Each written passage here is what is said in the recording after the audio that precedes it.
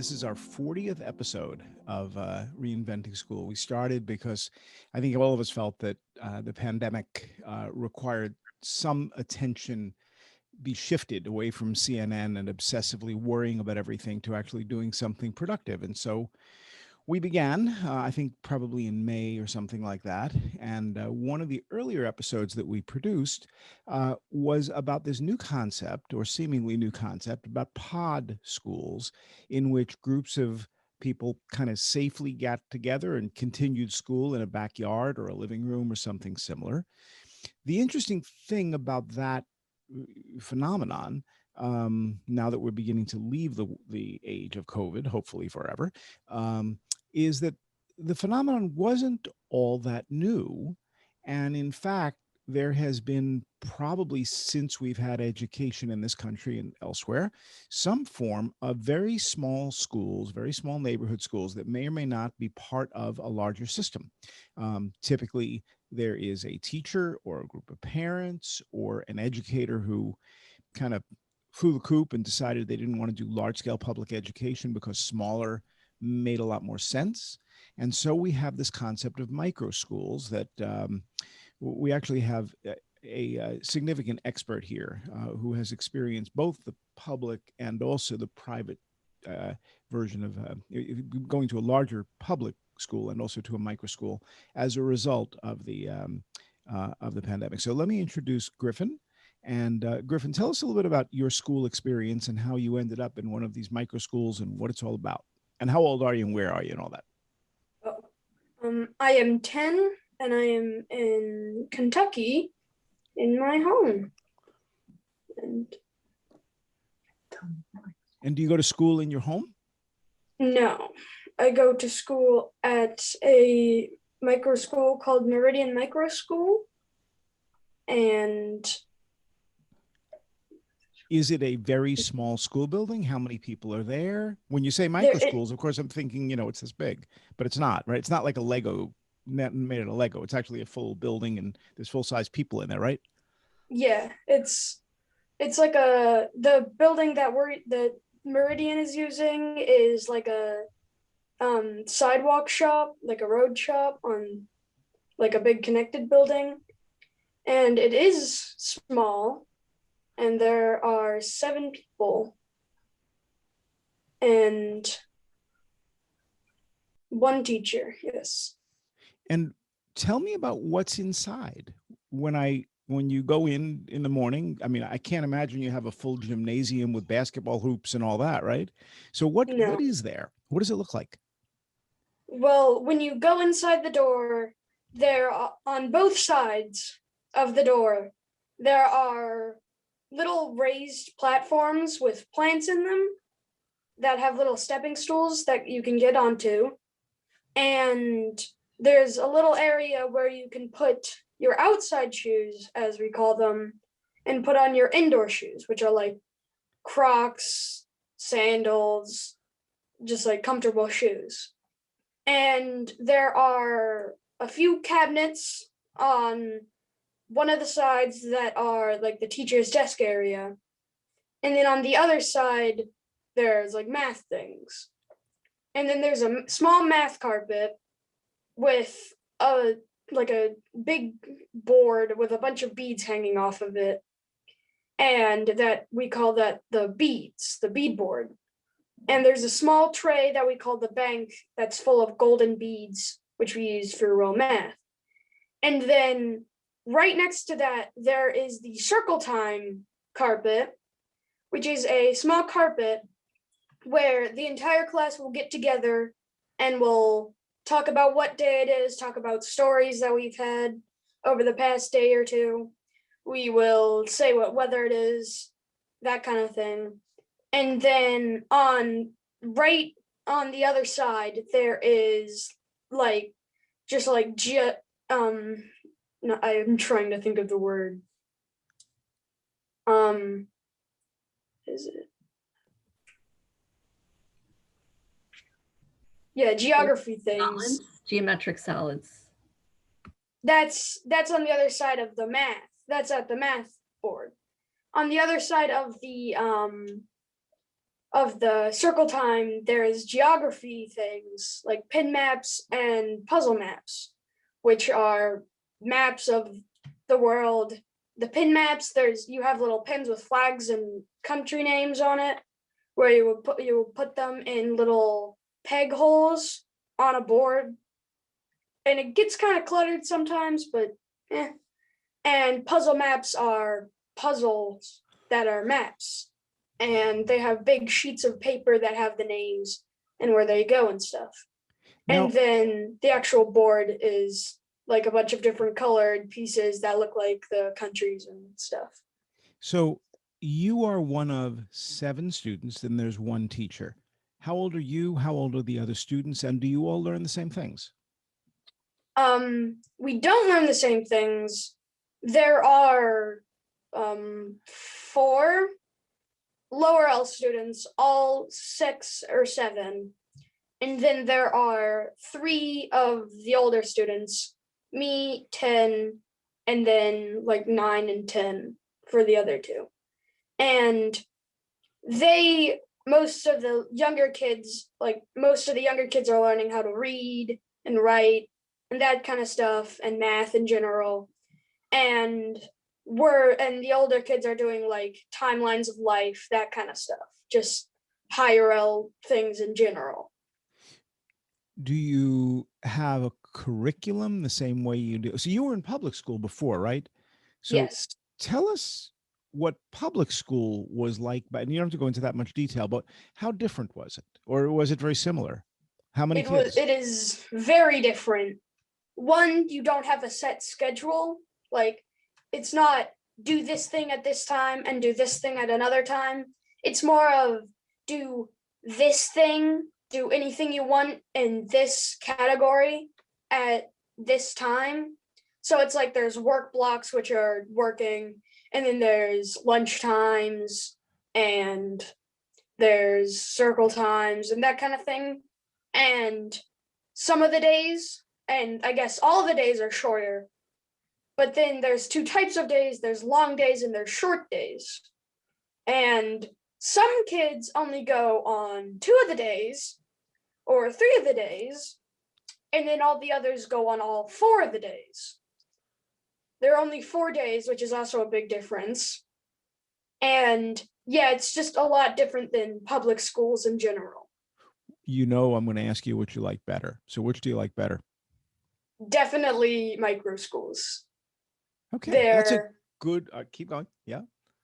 they're much more my type of learning. I don't really like schedules in general. Like, I'm not much of a I will do this at this time. I'm more loose. Unless it's something that I really want to do, I won't put down a schedule for it. I won't be like, I'm going to do this thing that I don't really like at this time, and I'm going to do this other thing that I don't really like at this time, and then I'm going to merge them together at one time so that I can trade them off. I don't really like that kind of thing. I'm more of I'll do something at this point that's in this category and this other thing at this point that's in that other category. So like, Okay. I'll take a break then so that I can recharge and just get things done. And then at this point, I'll do something that involves cleaning, or like something that involves math or reading, that kind of thing. Okay. So, Mara, why don't you introduce yourself and explain that you too were a public school person, right? I And was. then moved into micro schools. So give us a bit of context around what Griffin is saying within that, if you can. Sure. I'm Mara Lenneberger. I was a public school educator. I taught in an inner city school in Pittsburgh, Pennsylvania. I live outside of Pittsburgh in Harmony, Pennsylvania now. I'm going to make the long story really, really short. I taught this super creative elementary school, but as a teacher, I could feel that my ability to do the kind of things that Griffin was talking about were being taken away from me slowly. It was kind of like being the lobster in a pot of water, and you turn the heat on, and very slowly you come to realize that you're getting cooked versus being dropped in a pot of hot water. So I went and got some more education, and I went to work and become a teacher trainer. And then I went to work for a school district. And when my job got eliminated, I decided to do something different with my life. And I started thinking about bringing back the one-room schoolhouses of the past, but with all of the new modern things we have available, the technologies, the ability to communicate with other people all around the world, the ability to travel, and all of that. So I built a business that helps teachers to create schools that can do that. Wow. I'm. Was this whole thing your idea, or do many people have similar ideas? I think a lot of people have this same idea. My idea isn't new. There's something called the alternative education movement, which has been around for a long time. So people will know schools like the Montessori schools, the Waldorf schools, the Sudbury schools, the democratic free schools. They have been around for a while, but the word micro school came about, I think, about 10 years ago. And when I saw the word, I thought that describes what we're doing in a word that I think most people can wrap their head around. And it'll be better to use that word than to say alternative schools. So micro schools are not really something new. They're just a new version of something that worked really, really well for some kids. Okay. I have a bunch of people who know a lot about learning and education. I have a big question for all of you. Micro schools, you hyphenated or not hyphenated? Oh, I thought about that for a while, Howard. And I actually read about the history of how do you get from two words to a hyphenated word to a compound word. Right. And it just has to do with how often it's used. So I decided to sort of rush it. In my world, we use micro school as a single compound word. Got it. I just jumped the shark on that, but it can be used all of those ways. All right. Maureen, tell us about yourself and whether you hyphenate or not. I hyphenate, but like Mara said, there's all are accepted. I am a frustrated mom. I was an international school director and brought my daughters home to the Seattle area for high school to have lots of options. Whoa. International where? We did 2-year hops. So Hungary, Peru, Ecuador, the Philippines, Kuwait, and Costa Rica. Okay, because that's not something everybody, you just sort of toss that off, but that's a huge deal. Okay. It was so fun. What a way for the kids to really see the world. Brought them home to have more options for high school because one daughter has an ADHD autism diagnosis. Another one had been gifted and jumped a grade. So I just wanted them to have more choices than you can get in English overseas. And 7 options later, I just helped them graduate and get over it and realized, okay, I'm an educator. I'm a frustrated mom. What am I going to do to be a part of the solution? So in 2013, I opened an alternative high school, Lead Prep. Then we added on a middle school. So we have a Seattle campus with 20 kids and we cap at 30, and a Kirkland campus across Lake Washington with 26 6th through 12th graders. And we innovate and we personalize, and our kids are seen, heard, valued, and thriving. And isn't that what we want for all of our kids? Well, do they work with a curriculum? Like, because that may be something people want, maybe at the state level or the school board level. So how much do you work with the traditional public school curriculum, and are you allowed not to? We are allowed not to, and private schools don't have to do state testing in Washington state. So very few private schools do that. So that doesn't drive education. And like Mara said, our teachers are creative and want to build the relationships and have it be really relevant and student-driven learning. So they get to. We do use math curriculum because it's so skill-based and sequential, and kids come in with different backgrounds. So math we use a curriculum, but it's at their own pace. So they can do 2 years of math in 1 year, or they can take 3 years to get through pre-algebra and demonstrate competency. So math is the one area that we really feel like we want to have an external curriculum. Otherwise, it's project-based with the students having a ton of agency, a lot of voice and choice in how they complete the projects. How do parents feel about that? Relieved. Because usually when they come to us, their student has not been well served in a larger, more traditional, usually public school. And like one parent said, my child's spark went out in 6th grade and I brought him in 7th grade and his love of learning is back. another, my child was bullied for gender identity pieces and is so accepted at lead prep. So parents are relieved because we all as parents want our kids to be accepted and feel that love and belonging. And we know learning happens better when kids feel safe. So our parents are really happy and a huge part of our community and our success. Hey, Griffin, does this sound familiar? What you're hearing from Mara, from Maureen, or does it sound very different from your school? Well, my spark did go out eventually. It's just things get old fast, and public schools got old, and just the way they taught was definitely, like I said, not for me. And so I do somewhat understand what she's saying, but not as in like adult understand what she's saying. But how do you make friends? You got 7 people and half of them aren't your age. Well, I just make really good friends with the people who are my age, and then it just expands from there. Like one of the younger kids is my best friend's their sister, and so my friendship has kind of branched out from him to her, and then her friends become my friends, and then eventually everyone has become a friend, and it's just like that. So it works. Allison, you're the latest person to kind of jump into the water here, right? And what we have behind you isn't just a background. So can you provide the background on the background, please? Sure. Yes, I am definitely the least expert here today, but yeah, so I joined the micro school situation pandemic driven.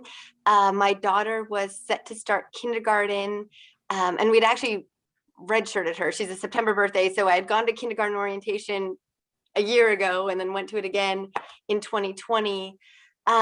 Anyways, our school district transitioned to 100% virtual, and my husband and I were really struggling with, how is she was 5 at the time. How is our 5-year-old supposed to learn on a computer when she does not know how to use a computer yet? And it just was really, really weighing so heavily on us. And so, I came to him one night and was just like, I've got a crazy idea. What if we started a kindergarten classroom in our basement? And that is what you see behind us.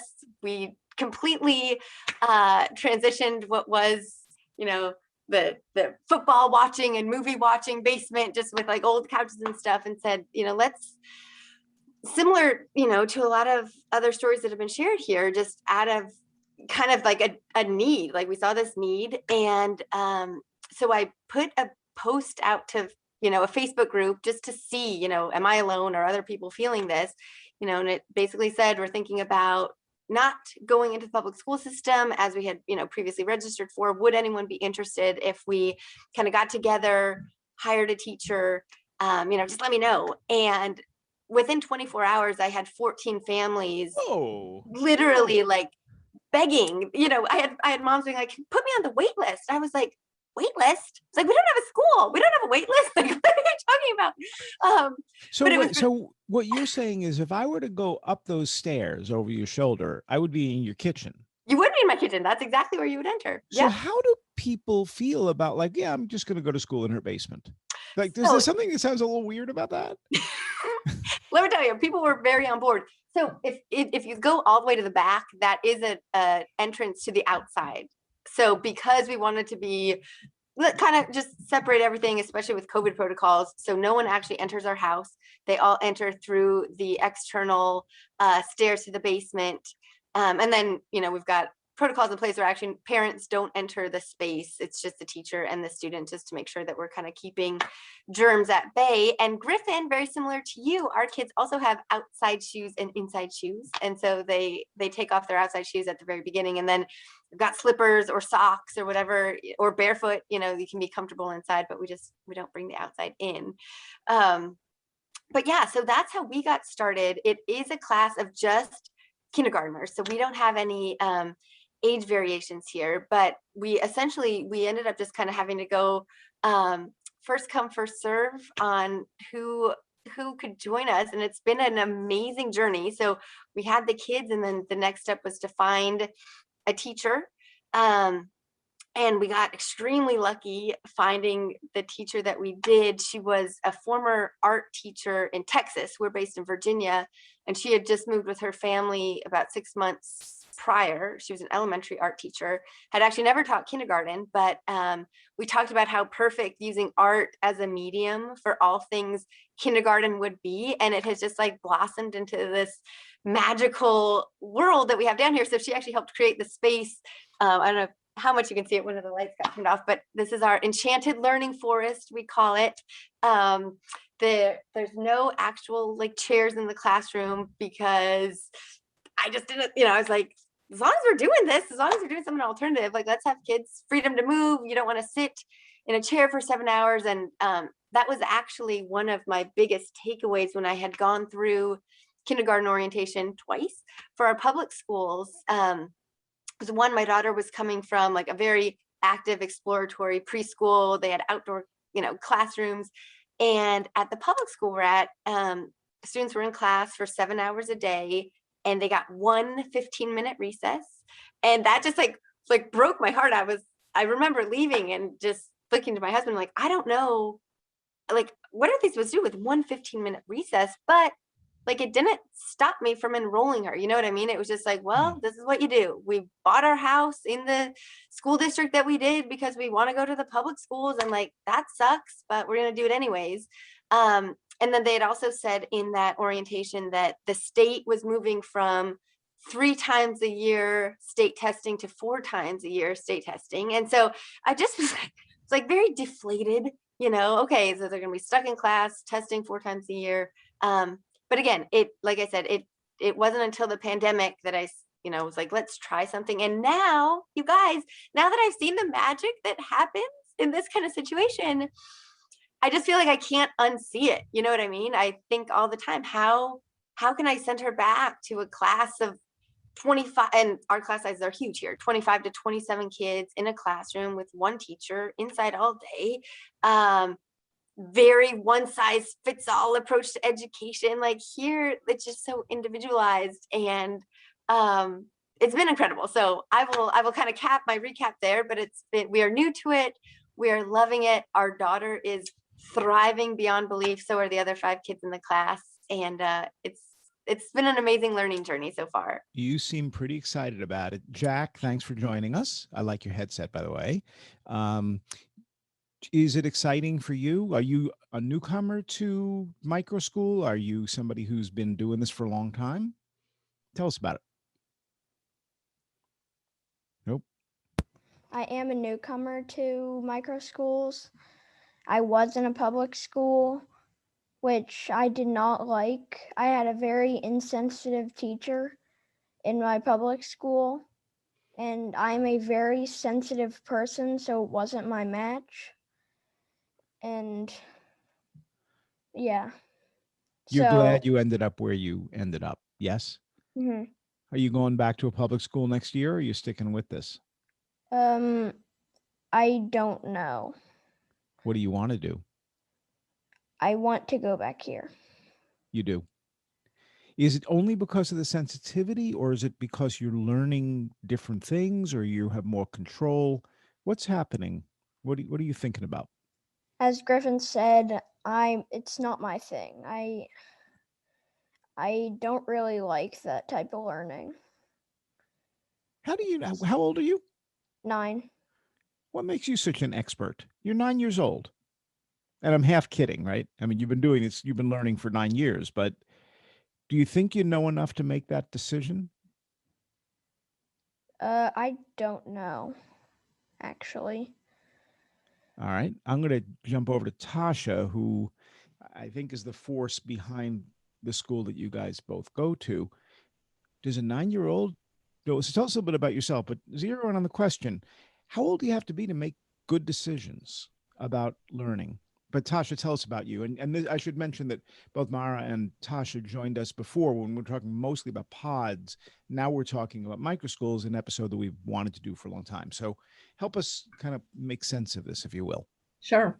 Well, I am Tasha Ring. I'm a licensed teacher and tutor. And I started in the 2008-2009 school year as a traveling tutor for homeschool families. And the following year, the very first Meridian Micro School was launched. And Griffin and Jack are both students at Meridian Micro School, which is our Montessori-based elementary program.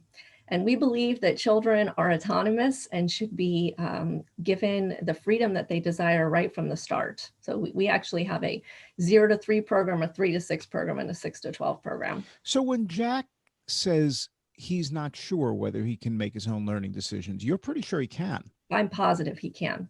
Jack, what do you think about that? I don't know. What don't you know? I mean, I don't. It's kind of hard to answer that because it's a hard decision. What do you like to learn about? Science. Okay. Science and nature. What parts of science and nature interest you? Wildlife. I do want to be a chemist, so I like wildlife. Yeah. You're 9 years old and you want to be a chemist. How do you become a chemist? Do you have any idea? I mean, go to college, get a degree in chemistry, and get hired or something. And Okay. And do you have a sense of what you would specialize in chemistry or anything like that? What part of chemistry interests you? all of it. Okay. Fair enough. Tasha, when you observe and plan and try to manage the operation, how do you absorb what Jack is saying and serve the needs and still keep him on a track? Is there a track? Is there not a track? We do have our curriculum is Montessori based. So, and our mantra is follow the child. And with a small group of children, with a micro group, it's much easier to do that. It's much easier to personalize the education. So where would you follow Jack to? Wherever Jack wants to go, we have the ability to rotate our materials and our lessons and bring in experts when experts are needed. This year, due to the pandemic, we do have some limitations, but really the opportunities are endless in a micro school environment. Griffin, when you listen to Jack, and you guys know each other, right? Yes. Tell me what you know about it. I mean, is Jack just being quiet? Tell us more about Jack, and I'm going to ask Jack to tell us more about Griffin. Well, from what I've seen of him, he's definitely not an introvert, so I can say that. Though he is not the loudest person. That's also for sure. He will talk to his friend group very much, and we will always have jokes and things, and just things we talk about in general. And he definitely isn't an introvert, but he definitely isn't as extroverted as other people. Okay, fair enough. Jack, tell us about Griffin at school. Griffin is just my friend. He's not loud. He's not quiet either. He's okay for me. He's just a good person, I think, and I from what I've seen, at least, he's a really good person. Tasha, they're very different. And I'm looking at a screen of 6 of you, and you're all very different from one another. And yet, in a public education environment, they have to be treated in similar ways because there's just so many kids. How do you think about that as you're planning, building, and responsible for these guys and also for a lot of others? I think micro schools as a whole, we're not concerned with what public schools are doing because we're really looking at the child, at the family, at the how the community, the micro school community is working together. Everything that we do, all the planning that we do, it comes back to, is this supporting whole child learning? Is it meaningful? Is it sustainable? And if the answer to any of those things is no, we go back to the drawing board. Yeah. Maureen, how does that ring with, how does that sound to you in terms of what you guys do? Do you do things differently, or is this very similar to what you do? I agree with Tasha. We're focused on the holistic development of the student, the social emotional needs, academic, what are their interests, how do we move them towards that? At high school, we do need to make sure they're meeting graduation requirements. So it isn't totally student driven, but there's a lot of student choice within that. And we're not really worried about what's going on in public schools. We're serving each kid as a unique individual. Mara, does this scale?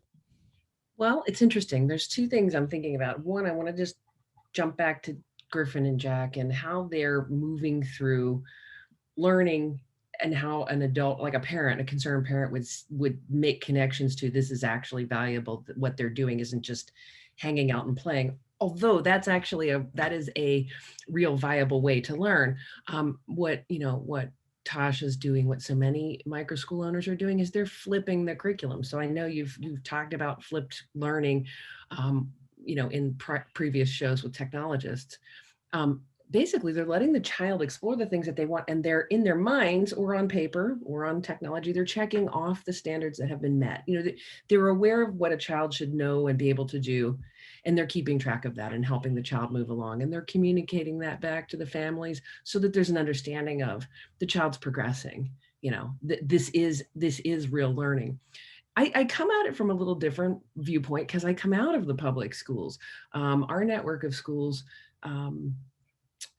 use very similar processes to what Tasha and Maureen are talking about, but I'm actually interested in helping the big system to change through the demonstration of what we're doing. So we're using all of the best practices that teachers are trained to use in the classroom: differentiated instruction, personalized learning, competency-based outcomes, that kind of stuff.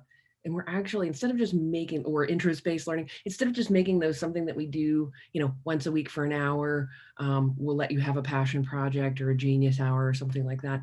They're doing it all day, every day. So the kids are getting the best of these practices all day, every day. I'm starting, it's the very beginning stages, but I'm actually starting to work with a principal who's running a public high school to do an exploration to see, can we take what we've learned from our micro schools, and can we actually put a small school within the big school to serve the kids who are not having their needs met?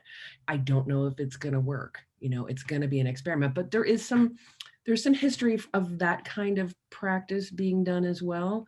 There was a group in New England that did this, where they were taking kids who were failing otherwise, and they basically gave them a caring teacher and didn't put any requirements on these kids about what they had to get done, and the kids thrived. So I think small learning, micro schools are doing it outside.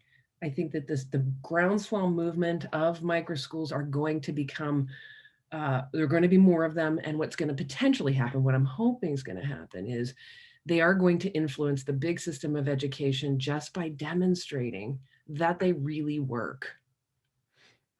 Tasha, how many schools do you operate?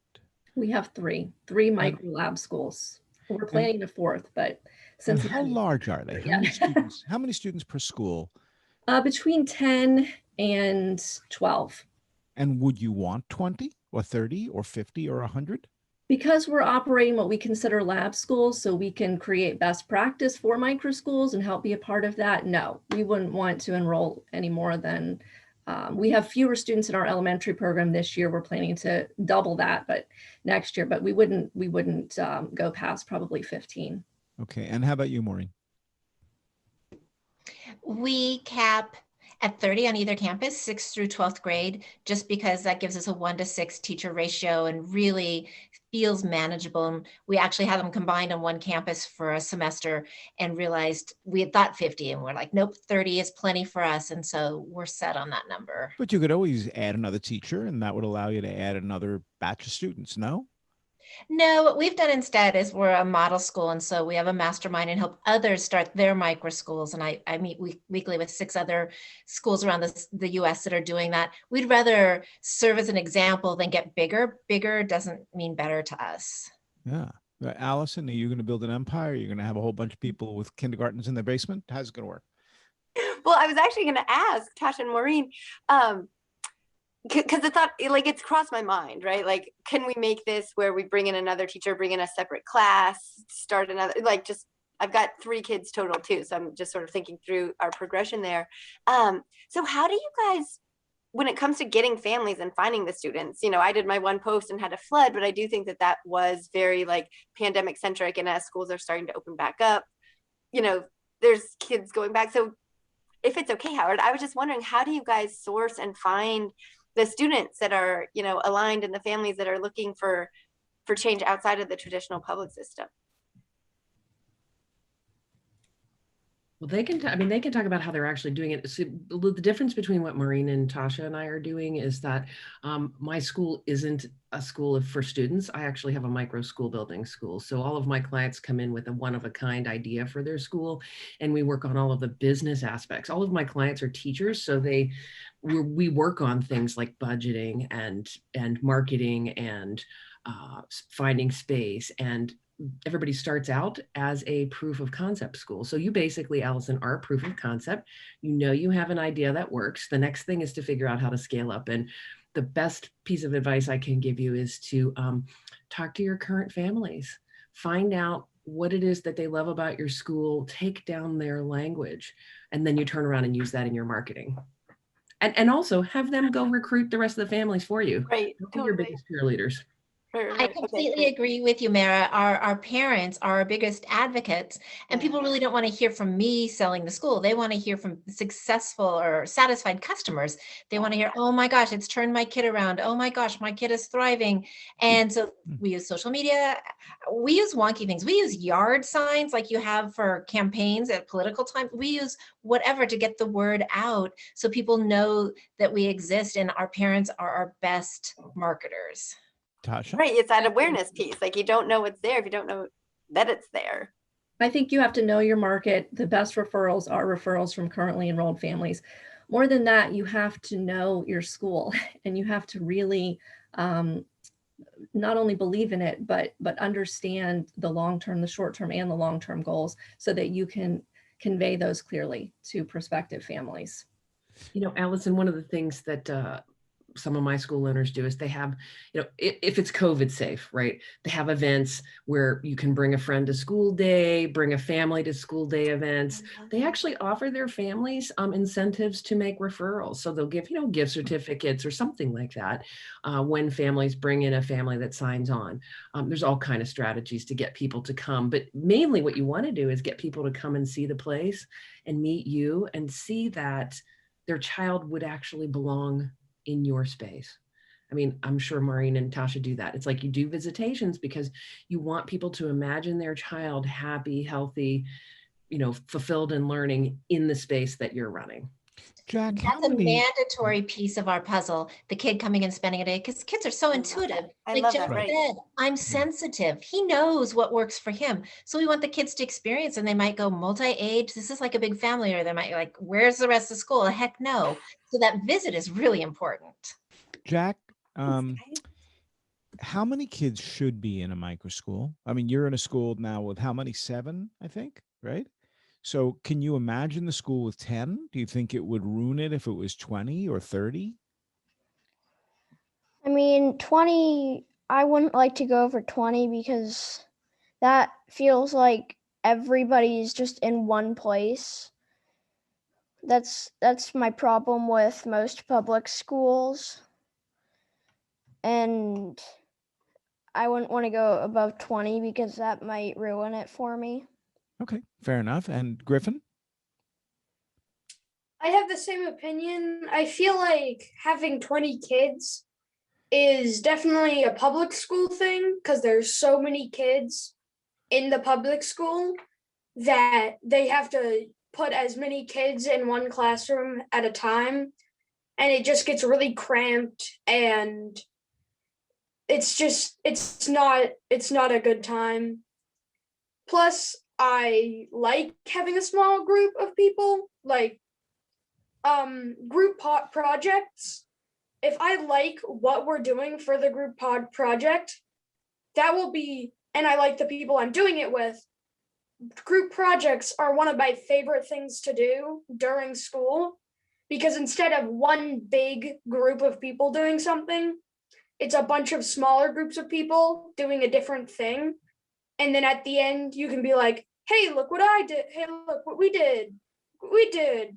And just look at others' things. And definitely, I like smaller groups working together instead of a one large group all learning the same thing at the same time.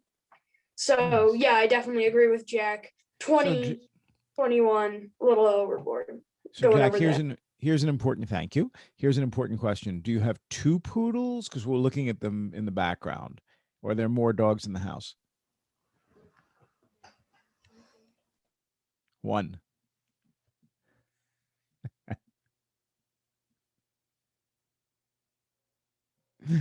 Yeah, I see two. There's two there. What are the names? Sabi and Momo. Got it. Which one's Momo?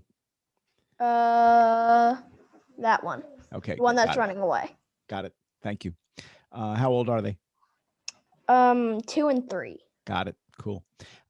So what do you miss? I mean, you were in a bigger environment and now you're in a smaller environment. Is there stuff it's like, I love this, but I wish we had this in some way. Anything on that list? No. Okay, good. Tasha, what do kids usually miss? Anybody or nothing? If they miss something, they don't necessarily share that with me. I think that it's such a different experience for them. What I do notice is that there's a transformation that happens, and it's not always easy. It's kind of, I call it sort of a weaning off of the star charts, because they're coming into an environment that's so different than what they've experienced before. And that takes time. Griffin, did you go through that? Was there a transition for you? Like, this is weird. I'm not used to this. Definitely. I'm definitely more used to having a bunch of people to talk to, because most of the time I'm more extroverted than introverted, but it's good for me, it's good to have a lot of people to talk to, and I kind of miss having a lot of people to make friends with, because sometimes, like, you're doing something and there's only like 2 ideas for like recess time to play with only a few people, but when there's a lot of people, there's a lot of different ideas stuff. And I like having, it's fun to have a lot of people, and I miss the friends that I made during public school, but I definitely, the pros weigh out the cons. Okay. So, Jack, you're shaking your head. So's the dog.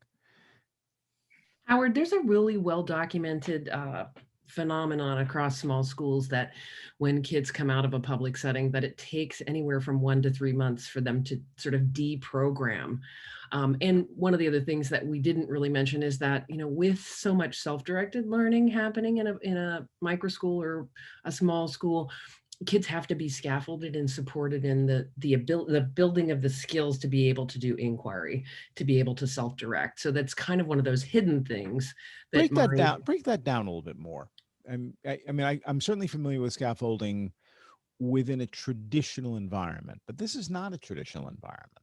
No, so they can speak to it better, Maureen and Tasha can, but a kid who's been used to having a teacher tell them, get out your book and open to page 47, and now we're all going to read silently for the next 10 minutes, and then do this worksheet, and then turn it in, and then did it. They have a really hard time being told, you can learn whatever you want to learn. What would you like to learn? Griffin's shaking his head. When you've never been when we're really little, when we're preschoolers, the world is our classroom. We learn by doing and exploring. And then we hit the classroom, and someone, a well-meaning adult, begins to tell us, okay, now we're all going to learn, this is the letter A. Everybody say A.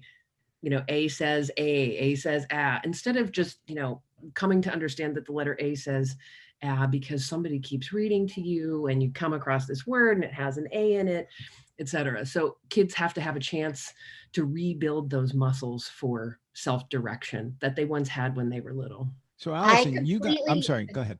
I completely agree. And the older they are, if I get an 11th grader in there, they're actually mad because we're asking them to do the thinking. Wait, how many paragraphs should this be? Well, how many words do you need to express it? Who's your audience? What are you trying to achieve? And they're mad. Or it's like, what do you mean? I have to create something that'll show how mechanical energy can change to electrical engineering and energy. What do you mean?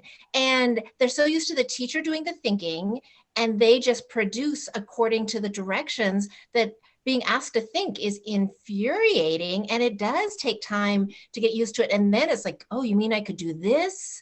But they've been spoon fed, in their words, for so long that they really, some of them don't want to have to take on the thinking. So it's definitely a phenomenon that has to be considered. But isn't that the way work works? Your boss tells you what to do? It depends on your job. In some jobs, yes, and in others, you have more creative license. And is that the kind of work that is not going to be automated, that's going to be long-term 50 years from now? I doubt it. Yeah. Allison. Yeah, you're right. Allison, you got them at the beginning, right? So they don't have that prior expectation unless their preschool was highly regimented. And I'm guessing some are, but probably most are more, a little easier than that. So what do you see? I mean, are the kids uncomfortable? Like, wait, this is nothing like my preschool. I can't deal with this at all. Like, how does it work? No, Kindergartners. no, they love it. And Mara, hearing you talk about the world being their classroom, like that was one of my main drivers, not wanting to lose that, right? Like I saw that in my daughter. I saw that in all of her friends, like just young, exploring, just making everything fun where they don't even know they're learning, and like just a huge fear for entering kindergarten in a public school system and having that be shut down. So like that, what you just said just like truly resonated with me. At the 5 and 6 year old levels, from what I have seen, there has not had to be that transition. It's been so natural for them to be outside, and we've got a structure to the day that we like set out in some form, but it's always takes turns. Always, what did you discover, explore today? Our last snowstorm, and like thankfully spring is coming, but outside at recess, and all of a sudden they found animal tracks, right? And that turned into this whole, let's follow, let's see, find where the animal was. What animal do we think could have made these tracks? What are the clues that are making us think this way? And it's really just sort of that essence of teaching them how to think, not what to think. That's just, yeah. To answer your question in summary, there has not been a transition at this level, and it's been very clear to me that it's a natural way of learning, and this is just sort of what humans naturally are drawn to, like just that curiosity. Howard, what she's talking about is that is the inquiry process, and she's just demonstrated how she scaffolded it. So the kids got curious about something, and she allowed them to go down that pathway, but she's the adult, is capable and very able of going and finding the resources to fill in the gaps in the knowledge, to listen to what they already know, to listen to their hypotheses about where the animal has gone, and to help them find the resources and the content to fill in behind. That's scaffolding. Once they get older, Griffin and Jack are more capable of saying, I wonder what's going on here. I'm going to go back in and jump on the computer, and I'm going to Google animal tracks and figure out what's the animal. Okay, now I'm going to figure out where was he going and what was he doing. They can do more. When the child gets much older, the child's going to say, I'm going to take castings of that print. I'm going to set out a game camera and watch to see when the animal comes. I'm going to call up the park ranger and talk to him about this animal. With each level of age and capacity, the content knowledge grows, and the facilitator is really what Allison and Maureen and Tasha are talking about. Their job is primarily to just guide the learning, guide the natural processes, and add and expand knowledge from there. So, Griffin, you're shaking your head yes all through this. What's on your mind? Well, definitely the animal tracks. That I understand. We have looked for deer tracks, just tracks in general. So that I understand. And definitely with the you can Google things and set way more things up because, well, you're older and you have the resources. And just in general, what she was talking about. And yeah, it's just in general. So, Jack, if you have the opportunity, and you mentioned before that nature and the wild interests you, you can sit in a classroom and you can learn about animal tracks, or you can go follow some animal tracks in the woods. Is one a better way to learn than the other for you? No, not really. I read about them, I look at them, I find them, and it's all just one thin line of learning for me. It's just I can learn to identify things by myself. Like, ooh, this is a deer. Ooh, this is a raccoon. This is a squirrel. And it's all just learning to help me have a habit of identifying stuff and like, yeah. If I were to say, yeah, but now we're going to actually work on multiplication tables, and you're like, yeah, no, I really want to work on deer tracks. How do you think about that? You're in a Montessori school, you can make a lot of your own decisions, but do you always decide on the deer track? Do you always decide on something that interests you, or do you feel like there's other stuff I really should know? Like, how does that work? It's kind of like if I've completed everything that I've like needed to work on that day, I can go on to like deer tracks and stuff like You that. control that. Mhm. You can manage your own behavior. Mhm. Do you think most kids who are 9 years old can do that, or do you think they need help? I think they need help to do that. Like, what kind of help? Like most kids that are in public school now, like the one that I was going to, it's always just a daily basis of 20 minutes recess, 5 minutes of lunch or whatever.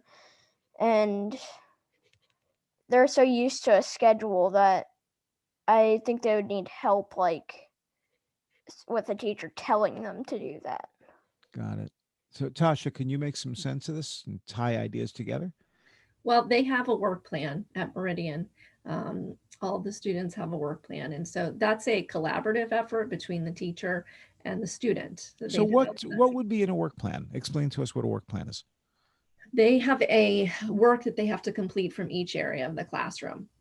And once that work is completed, For example, we call free choice. So, for example, there might be multiplication work or division work, fractions, maybe 2 or 3 works from the math area. And then they would have work from the geography area. Once those works are completed, then they can move on to free choice activities. Yeah. And what? So there is a lot of self-direction, but we consider that freedom within boundaries. Got it. And so, given 20 instructional hours a week or something like that, how many of them are free and how many of them are off the list? Most of them are free. Most of them are free. I mean, it really depends on how quickly the students complete the works on their work plan. Some of them are very motivated to finish the work plan works and move on to free choice. But we really consider it all free choice because they're helping to create those work plans. Ah, okay. Maureen, how does that sound in your world? Similar?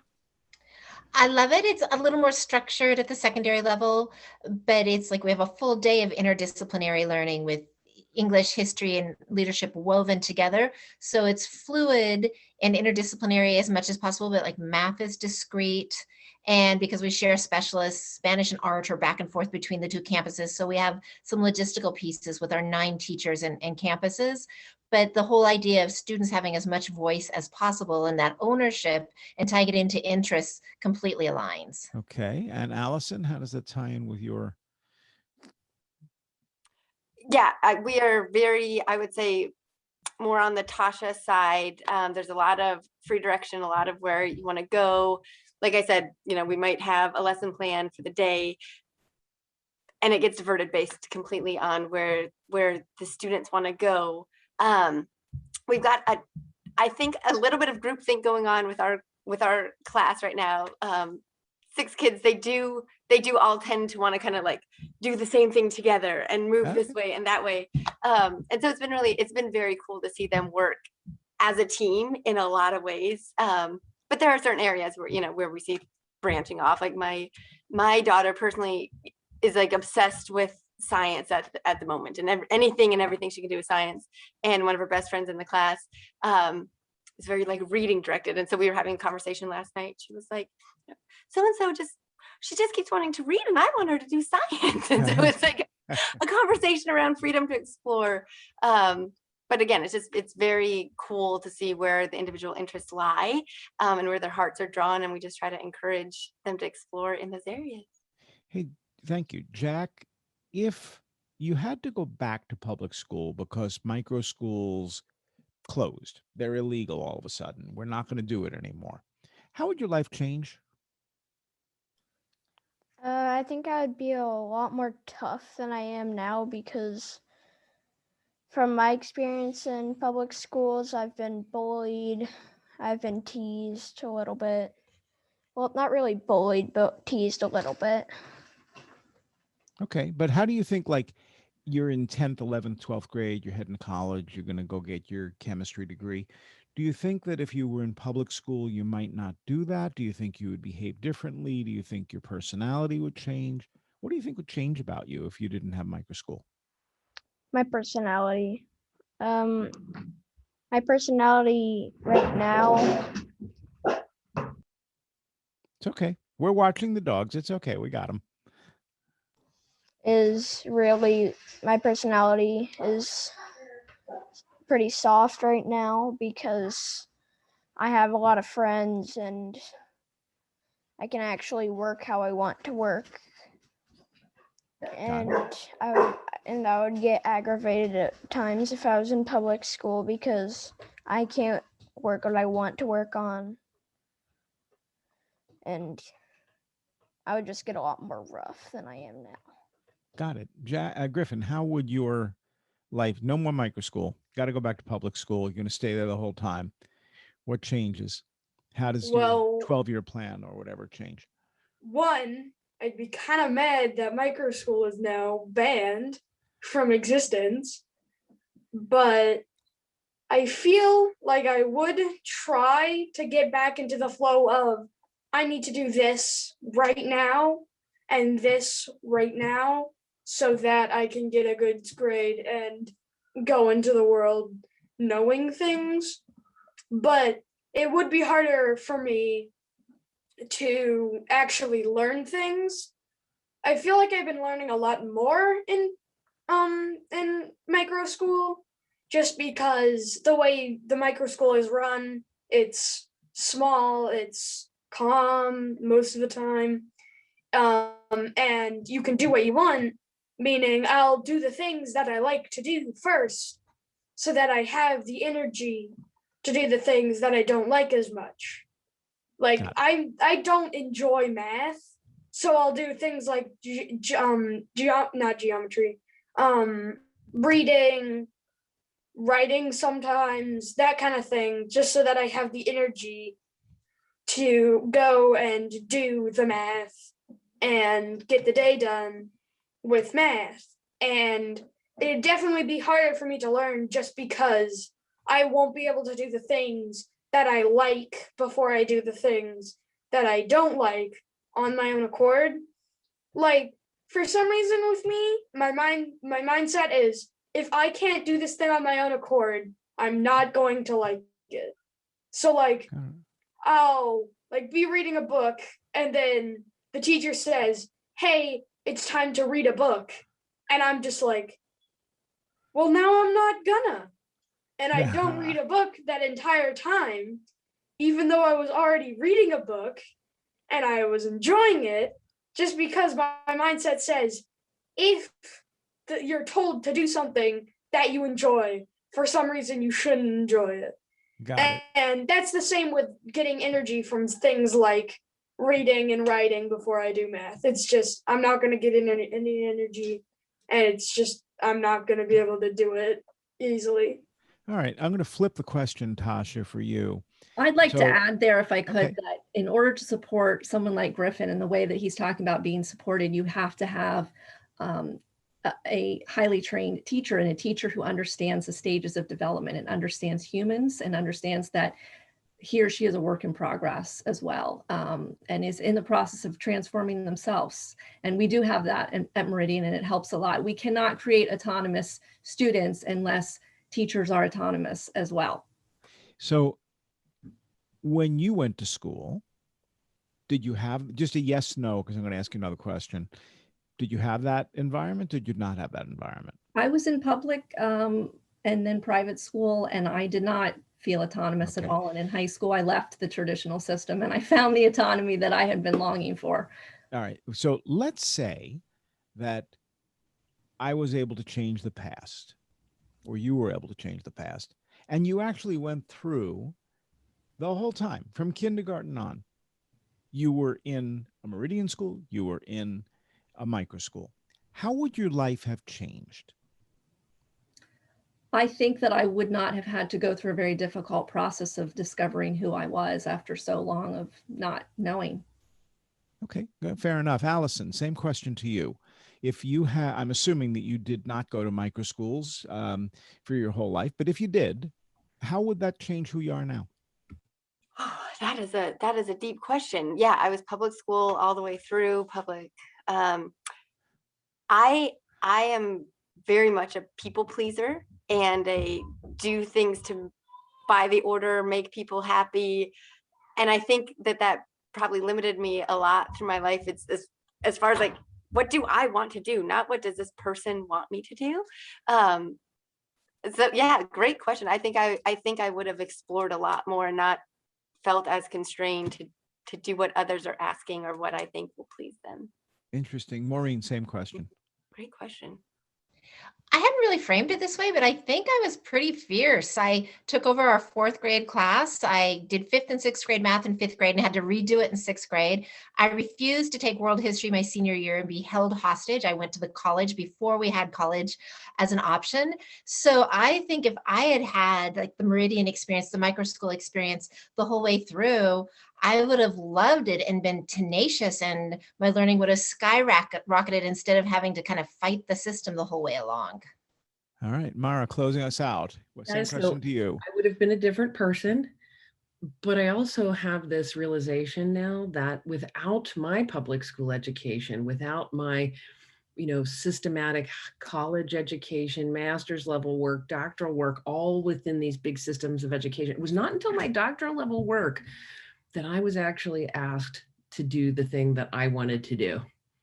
Without having done all of that, Howard, I actually wouldn't be the woman I am now, and I wouldn't be working to build micro schools. So in some weird way, it was pretty perfect.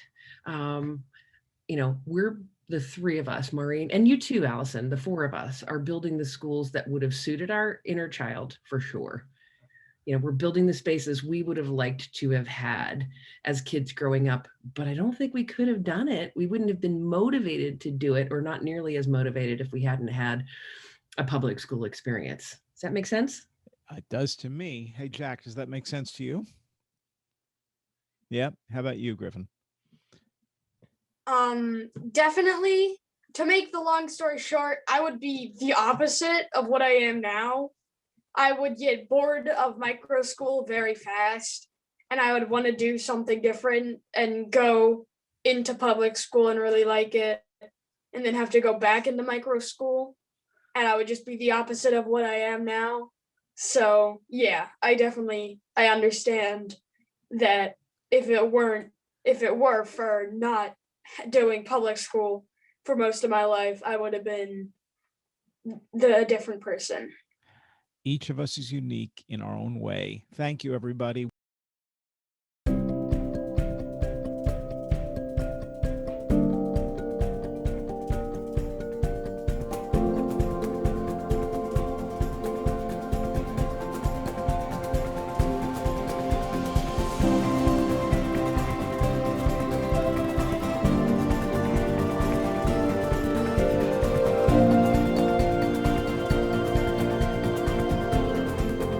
For on-demand episodes and more, visit our website. Kids on Earth contains hundreds of video interviews with students from around the world. Learning Revolution is a global collaboration network for people who care about learning. Be sure to join us next Thursday for a new episode of Reinventing School. Thanks for watching.